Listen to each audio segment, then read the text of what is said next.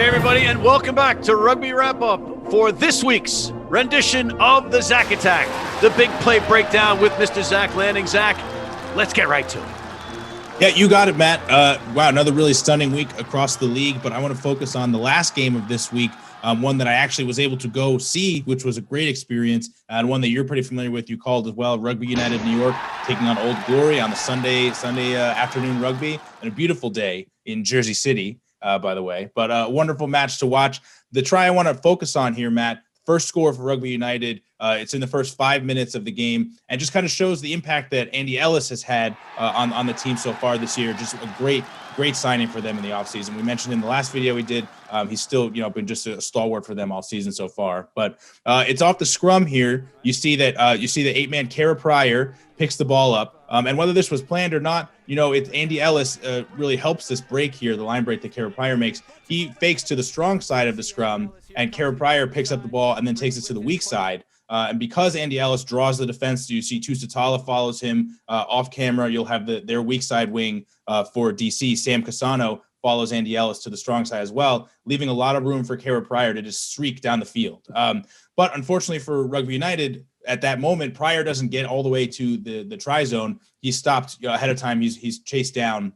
And another great move by Andy Ellis here. You see him really save possession for Rugby United with this great, he's, taking a great support line all the way down the field, really hustling after Pryor. And then he picks the ball up here and kind of shoves it through his legs a little bit to prevent DC from picking that ball up off the ground, in the counter ruck. So then they're able to maintain possession. Ellis takes Rugby United through a bunch of phases. He knows that they play slow, they play controlled, calm rugby here on the try line. They run with the forward pods to the right, to the left, back and forth, just keep pounding away until eventually Andy Ellis sees his moment, throws a little dummy pass off of the side of the ruck, and then streaks it right up along the side of the ruck there and dots it down himself in the try zone. So just you can see, Matt, a great example of the impact a veteran scrum half like that can have on a team like Rugby United. And eventually, it was a tough fought battle, but they were able to bring home the W.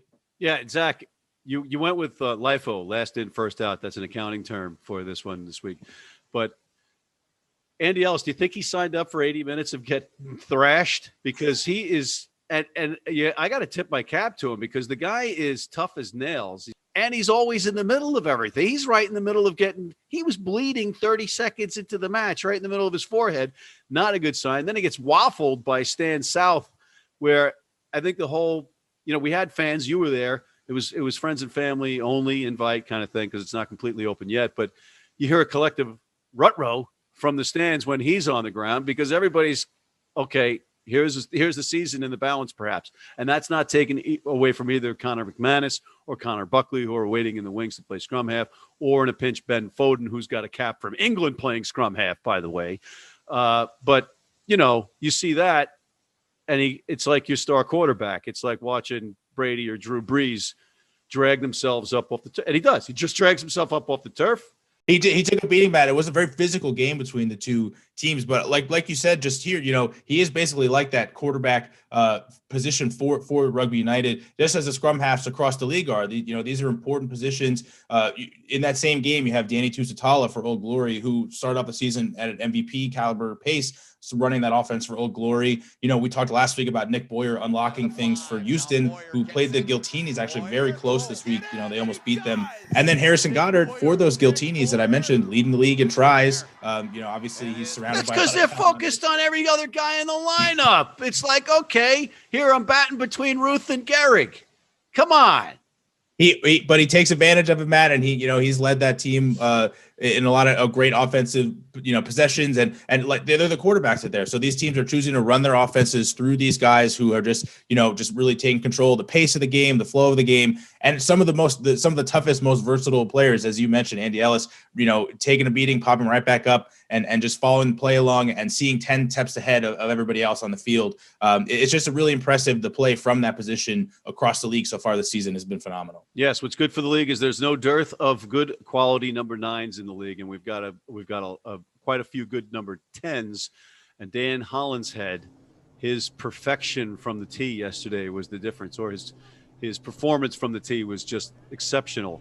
It's going to be those teams with those really solid number 9, 10 duos. You know, you talked about it in the game. Old Glory DC getting Jason Robertson back at 10, pair him with Tusitala. The Goddard Gittow connection in LA, really good. Rooney with Ellis and Hollinshead, definitely up there with the top combos in the league. Those playmaking positions are going to be huge for the teams that really want to compete this year.